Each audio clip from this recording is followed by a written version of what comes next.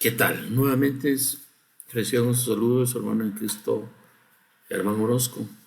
Vamos a tocar el tema hoy acerca de los milagros. Es un tema muy controversial en el contexto apologético, teológico y escatológico, profético. Total que es muy importante que nos mantengamos siempre en el mismo sentir, que realmente que el tema es apologético.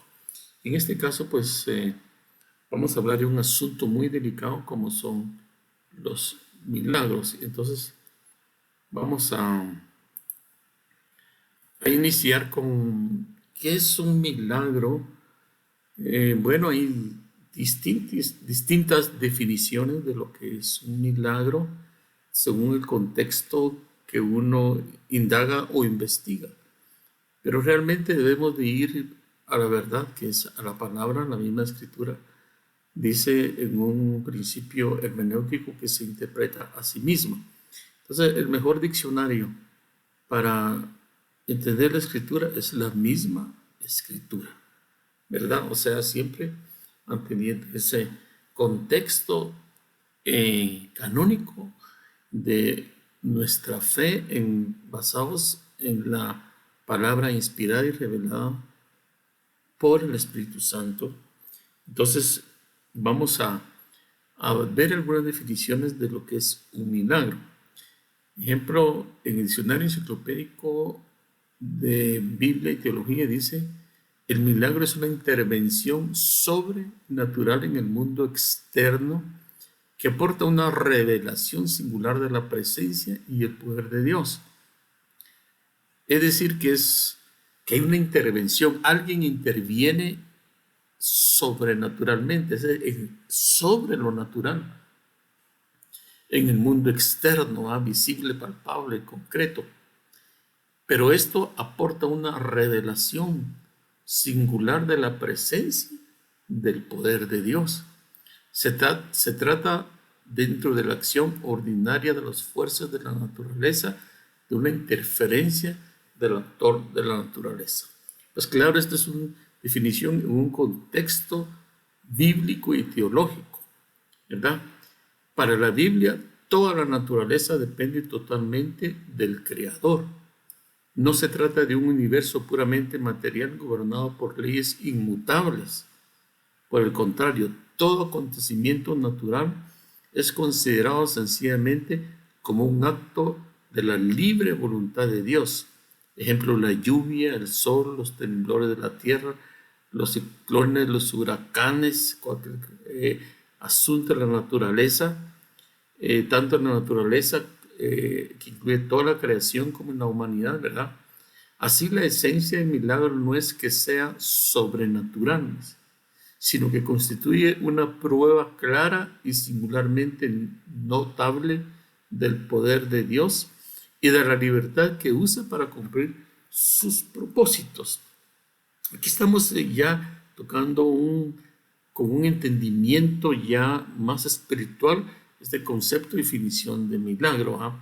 Aquí hay una cita de Schultz, él, un teólogo, ¿verdad?, del Antiguo Testamento. Él nos habla, dice, sobre la definición del milagro.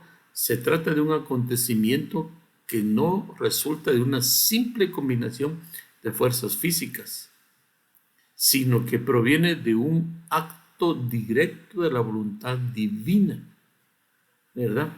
Es bien interesante ese concepto, ¿verdad? Dice, Dios sostiene, controla y dirige todo. Cristo se proclama la fuente de vida y salvación y Él lo sustenta todo, es sustentado por la palabra de su potencia. ¿Verdad? Que están las citas Colosenses y en Hebreos. Entonces, solo el hecho de existir, de la existencia en sí, ya es un milagro, porque la palabra en Hechos nos habla, Pablo testificando, porque por Él vivimos, por Él existimos y por Él somos, ¿verdad? O sea, que Él es nuestro creador y nuestro sustentador y que nos sostiene y nos da la vida. Entonces, No debemos de pensar que el milagro implica necesariamente la cesación e interrupción de algún proceso natural. Para Dios no hay nada sobrenatural.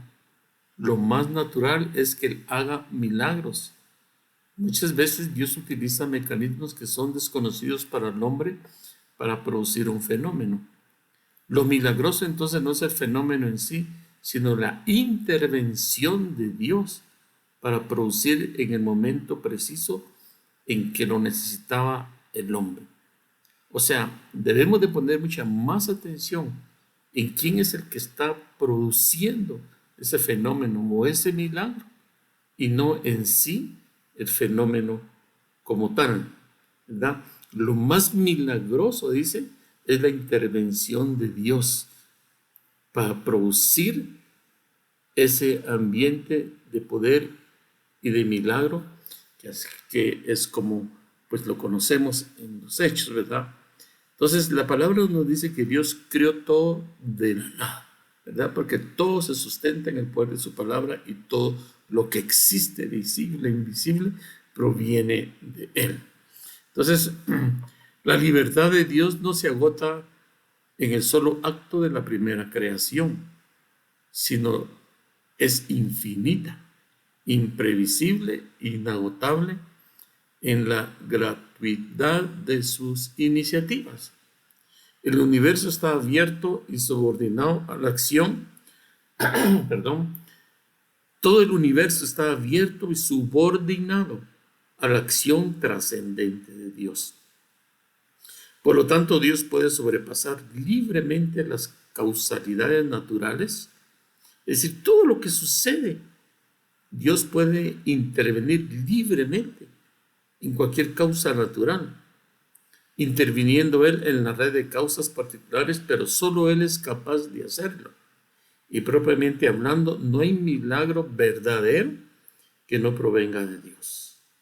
El milagro, por lo tanto, es una intervención de Dios en el mundo situado en la primera creación y la transformación final de todo. En el contexto decimos, bueno, en el principio creó Dios los cielos y la tierra, y luego lo creó todo y ahí se olvidó y ya no siguió creando. No, en este contexto estamos hablando que Dios continúa creando. Dios continúa creando. Tenemos que discernir ese poder sobrenatural de Dios actuando sobre su creación y manteniendo la vida que Él mismo ha creado. Recuérdense que en aquel contexto de Génesis, cuando Dios dice que no destruirá a Noé, le dice su creación. O sea, Dios está interviniendo. A veces tenemos interpretaciones de error cuando dicen el mundo se va a destruir, el mundo ya se va a acabar, el mundo va a terminar, va a venir un gran terremoto, va a venir un gran huracán, no sé, todo, y va a destruir toda esta creación. Tenemos promesas, Dios está interviniendo. Sobrenaturalmente decimos nosotros, pero en su naturaleza Dios sostiene todas las cosas por el poder de su palabra. Así que confiando siempre en esa revelación, aquí tenemos otra definición también, esto hablando ya en un contexto de un religioso de la antigüedad, que era Agustín, ¿verdad? Bueno, en el contexto católico le llaman San Agustín, pero él dice que el milagro no ocurre contra la naturaleza, sino contra lo que nosotros conocemos de ella. Nosotros impropiamente decimos que Dios hace algo contrario a la naturaleza cuando es contrario a nuestro conocimiento de ella. Es decir, en nuestro conocimiento natural humano queda corto ante la grandeza de aquello que Dios que dice en su palabra.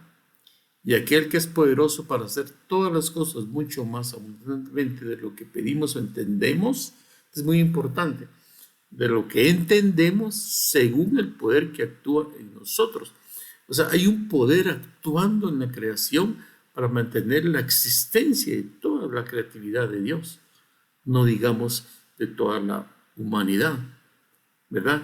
Entonces, muchos han dicho que cuando hay un milagro es que Dios quebranta una ley natural, y Dios no quebranta, sino Dios aplica leyes que nosotros en nuestra debilidad, en nuestra falta de conocimiento, no conocemos todo eso que es insondable, inescrutable, las leyes más sobrenaturales que existen, pero que aún en nuestro corto conocimiento entendemos aún la ciencia y la física y todo eso.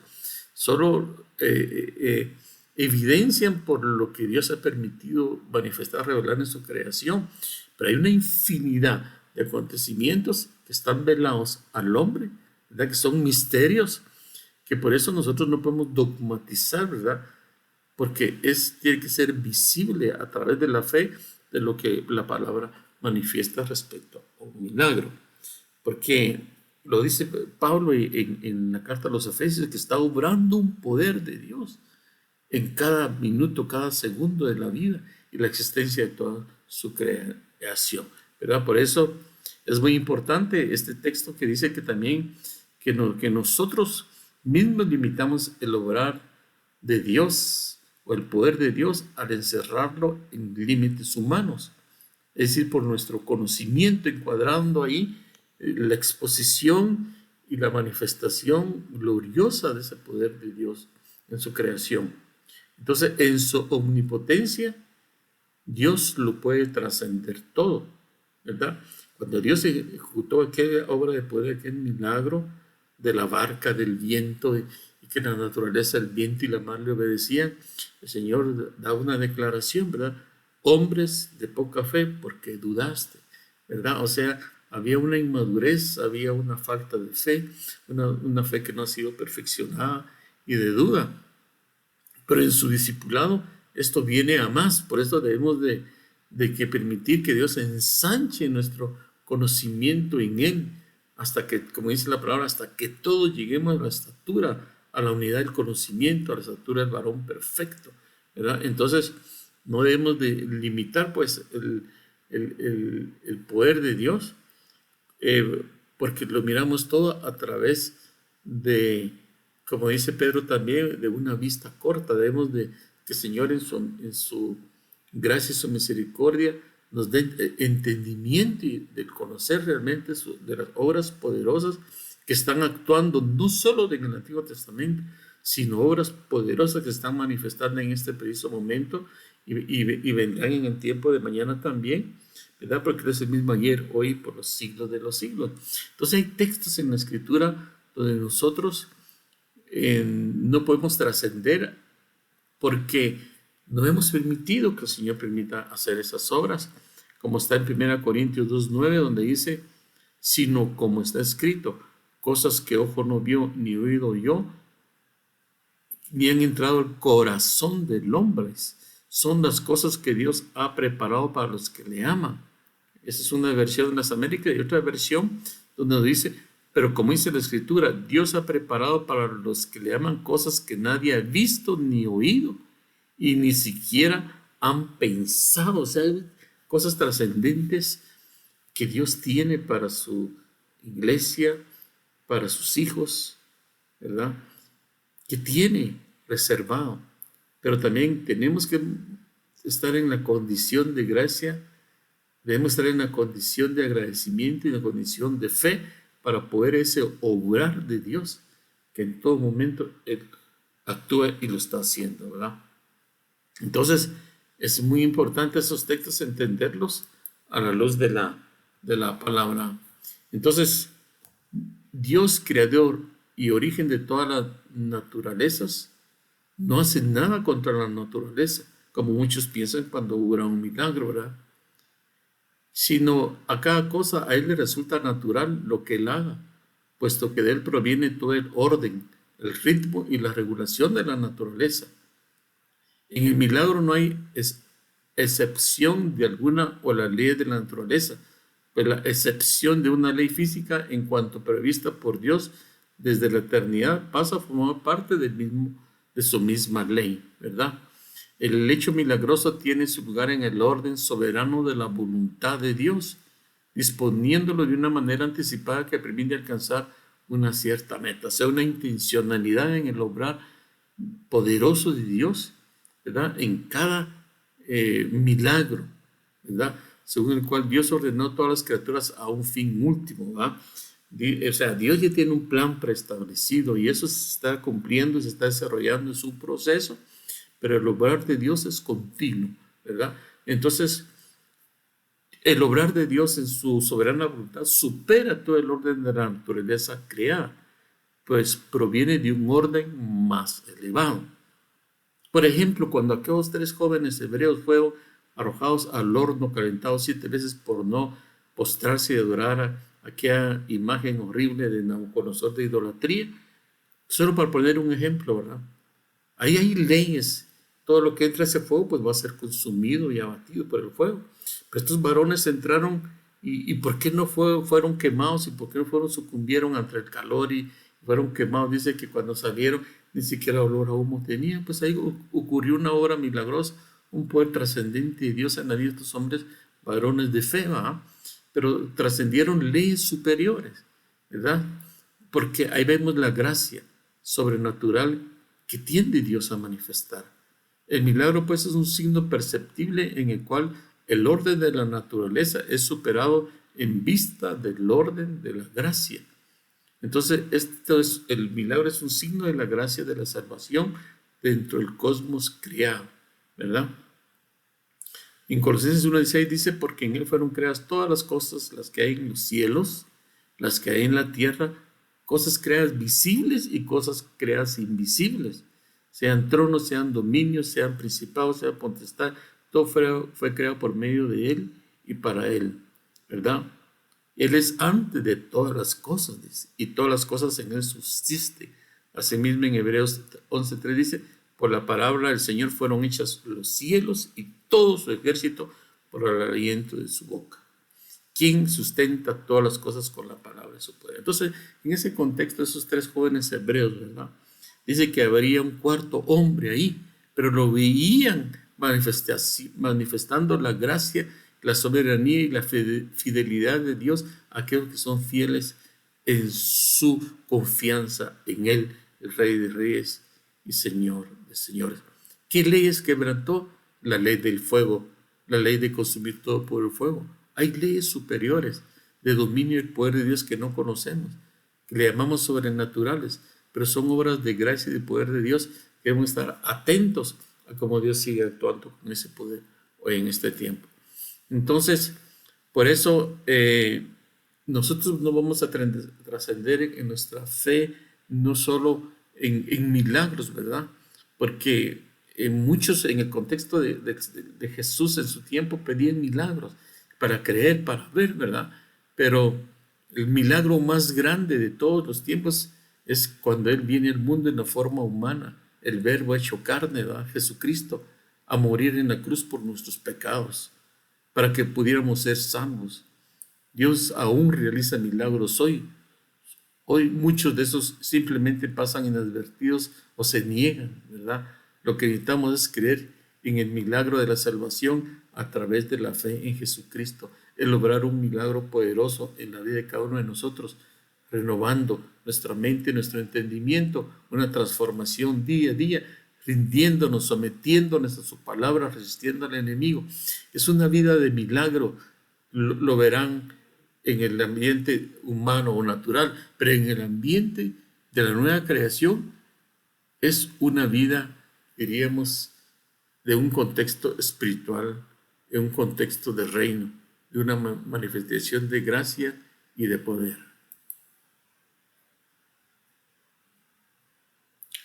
Por eso, hermanos, Jesús realiza siempre sus milagros en el contexto del reino, buscando siempre la conversión. Por eso reprende las ciudades de Capernaum, Corazín y Betsaida, porque dice, habiendo visto los milagros, no se han arrepentido. O sea, no es un milagro por hacer un milagro, es una manifestación del contexto del reino de los cielos que ya está aquí. Entonces, dice también que los estudiosos de la Escritura dicen que Jesús hizo 24 milagros sobre curaciones, 10 milagros sobre la naturaleza y 4 milagros de resurrección, sumando un total de 38 milagros. Muchos dicen que hay más milagros, otros dicen que hay menos milagros. Pero también hay un texto donde dice muchas otras señales hizo Jesús en presencia de sus discípulos que no están escritas en este libro. O sea, solamente Dios sabe realmente cuántos milagros, señales y maravillas el Señor hizo, ¿verdad? pero que las que están escritas pues son las que nosotros conocemos y que Dios ha puesto en su palabra. Entonces, Jesús realiza siempre los milagros como signos de que ha llegado el reino.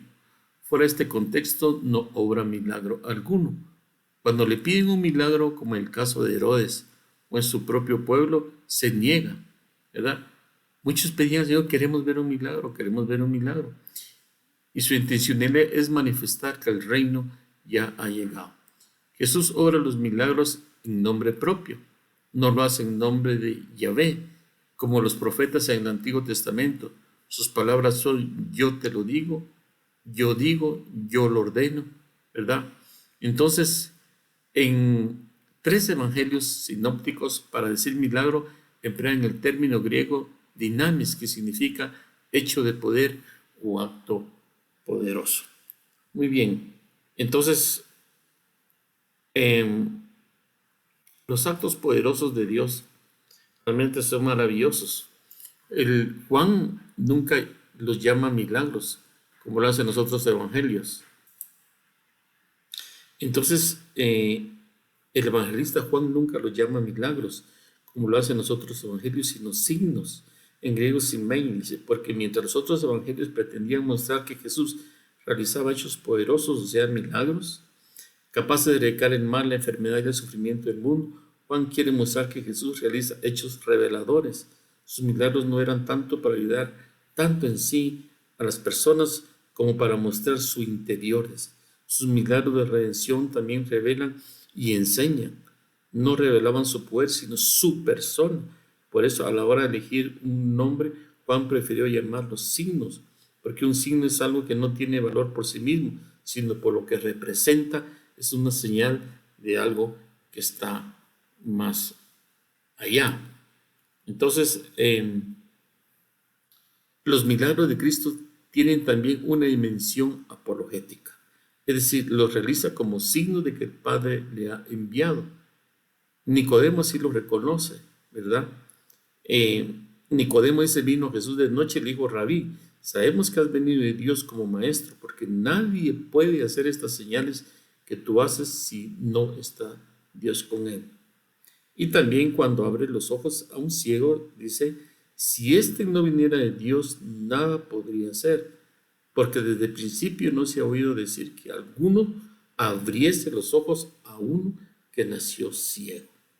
Y también el mismo Señor dice: mas yo tengo mayor testimonio que el de Juan, porque las obras que el Padre me dio para que cumplieses, las mismas obras que yo hago dan testimonio de mí, que el Padre me ha enviado. Este es un contexto en una dimensión apologética de los milagros del Señor, ¿verdad?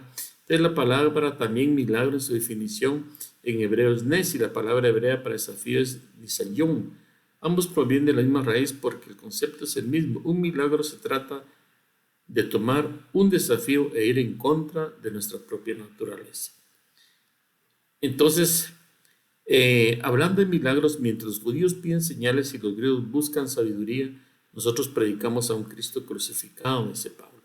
Pablo a los que piden milagro le responde también: hoy que el milagro es que Dios nos ame de manera inimaginable, hasta darnos a su Hijo, que a su vez nos ama con el amor más grande, dando la vida por nosotros, que es el crucificado, el que tomó nuestro lugar en la cruz. Entonces vemos en su contexto apologético en Hechos 2:22: varones israelitas, escuchad estas palabras: Jesús el Nazareno, varón confirmado por Dios entre vosotros con milagros, prodigios y señales. También en Juan 5:36 dice: pero el testimonio que yo tengo es mayor que el de Juan, porque las obras que el Padre me ha dado para llevar a cabo, las mismas obras que yo hago, dan testimonio de mí, de que el Padre me ha enviado, ¿verdad? Y también otro testimonio es cuando los principales sacerdotes y los fariseos convocaron un concilio y decían: ¿qué hacemos? Porque este hombre hace muchas señales, muchos milagros.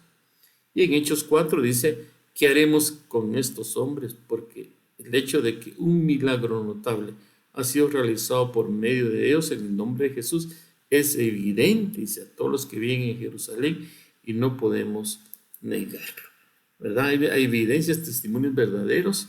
Entonces el milagro debemos de tomarlo como testimonio, porque garantiza la autenticidad de la revelación de Cristo con el poder infinito y la autoridad de Dios. Entonces aquí vemos en Gálatas 3:5, aquel pues que suministra el Espíritu y hace milagros entre vosotros, ¿lo hace por las obras de la ley o por el oír con fe? Y en Juan 5:36 dice, mas yo tengo mayor testimonio que el de Juan, porque las obras que el Padre me dio para que cumpliese, las mismas obras que yo hago, dan testimonio de mí que el Padre me envía. Entonces el milagro también identifica testimonio del Señor, ¿verdad? El mismo Jesús, nuestro mismo Señor, decía, ¿verdad?, respecto a Juan el Bautista. Cuando Juan el Bautista dijo, bueno, Jesús ¿es un Mesías o es el Mesías? ¿Verdad? La embajada de Juan el Bautista, la respuesta de Jesús dice Juan, que en la cárcel ha oído hablar de las obras de Cristo, envía a sus discípulos a decirle, ¿eres tú el que ha de venir o debemos esperar a otro? Jesús les respondió, id y contad a Juan lo que oís y veis. Los ciegos ven, los cojos andan, los leprosos quedan limpios y los sordos oyen, los muertos resucitan y se anuncia a los pobres la buena nueva, y dichoso aquel que no es escándalo en mí. Entonces, ¿cómo veía el Señor los milagros? El mismo, ¿verdad? Y aquí pues ahora entramos ya al tema de las objeciones racionalistas, ¿verdad? Hacia los milagros, que es el sentido contrario a lo que hablamos de apologética, ¿va? Los milagros son rechazados fuertemente por la mentalidad racionalista y secularista que intenta eliminar a Dios de la escena del mundo, ¿verdad? Hoy en día muchos rechazan a priori la idea misma de un milagro y la credibilidad de esta intervención de Dios en un universo autosuficiente. El racionalismo, pretendiendo apoyarse en la ciencia, declara que el milagro es imposible e inconveniente. No hay nada más indigno de Dios, dice que Dios mismo viola las mismas leyes de la naturaleza que ha establecido. Así que la actitud racionalista, siempre incrédula, agnóstica, contra las obras de poder del Señor. Entonces, los numerosos milagros de Jesucristo tienen una importancia fundamental para la comprensión de su evangelio. Son signos reveladores de la identidad de Jesucristo, Hijo de Dios, encarnado, autor, revelación de Dios y salvación del hombre, ¿verdad? Aquí tenemos un contexto, esta cita pues la puse porque es muy importante entender el raciocinio, el intelecto, el entendimiento, cómo desde el lado de lo que dice la palabra, que para el hombre natural las cosas del Espíritu son necedad, son locuras, son tontería, y lo que dice Santiago, la sabiduría terrenal, ¿verdad?, es increíble, enemiga de Dios. Aquí por eso puse este contexto, ¿verdad? Ejemplo, ¿quién no conoce este psiquiatra Sigmund Freud, ¿verdad?, que observa que es necesario? ¿Cómo critica él? Dice, toda creencia que intenta desterrar la objetividad de nuestra vida, dice, desde los orígenes del mundo, ciertas religiones han intentado usurpar el terreno del objetivo argumentando que aquellos sucesos que no tienen una explicación ordinaria son realizados por un ser superior. Freud asegura que es necesario eliminar de nuestras sociedades el concepto de milagro y buscar por todos los métodos posibles resultados imparciales. Es decir, que toda esa palabra de milagro hay que eliminarla del contexto social. ¿Verdad? Este varón dice que fue un ateo desde incluso antes de ser psicoanalista, ¿verdad? Él dice que el remedio para todos los sufrimientos van a provenir de la ciencia y no de Dios, ¿verdad? Y también pone que el origen de las religiones es, para Freud, una cuestión algo psicológica. Aquí estamos viendo ya en la apologética, ¿verdad?, los milagros. Y son sucesos inexplicables desde el punto de vista de las ciencias naturales, pero desde el contexto bíblico espiritual, pues nosotros tenemos sucesos explicables por el Espíritu Santo, ¿verdad? Son hechos inaccesibles para la razón, pues claro, están ciegos, no pueden ver desde la luz, desde la oscuridad de las tinieblas, ¿verdad? Son episodios que suceden de una forma inesperada. Hay anulación de las leyes o trastocada las leyes naturales, ¿verdad? Y pues los principios de la ciencia no dan una afirmación, ¿verdad?, una aprobación con argumentos fidedignos en el caso de milagros, ¿verdad? Algunos teólogos racionalistas del siglo XVIII, ejemplo en el caso de este alemán al frente, él dice, explicaba que el pasaje de Jesús andando sobre las aguas. Imagínense lo que dice, recurriendo a troncos flotantes en el mar de Galilea, dice.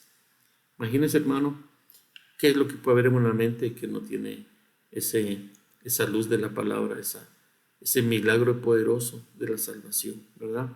La ciencia, dice, por su parte, dice, se limita a afirmar que la participación de un ente todopoderoso en el mundo físico no puede ser analizada a partir del método científico, ya que no es posible comprobar la existencia de Dios a través de experimentos o ensayos. Dice, ¿verdad? Aquí hay otro texto también muy interesante, ¿verdad? Niega la existencia de Dios y otorga al universo la autoría de su propia creación. O sea, el universo se creó a sí mismo, ¿verdad? Niega toda asistencia o toda creación de parte de Dios, ¿verdad? Stephen Hawking niega que haya milagros, pero afirma un milagro para negar a Dios, ¿verdad? Él dice que el milagro es la violación de las leyes matemáticas divinas, inmutables y eternas. Entonces, los físicos tienen la audacia de responder que no, porque es imposible que ser infinitamente sabio establezca leyes superiores en el manejo de la voluntad.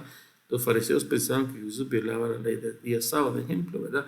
Entonces dice, son leyes injustas y buenas, no hay necesidad de transgredir una ley sin aplicar una ley superior. O sea, ellos niegan, ¿verdad?, que es el universo y la creación es autosuficiente, es una autoría, dice, de sí mismo. Qué tremendo, ¿verdad?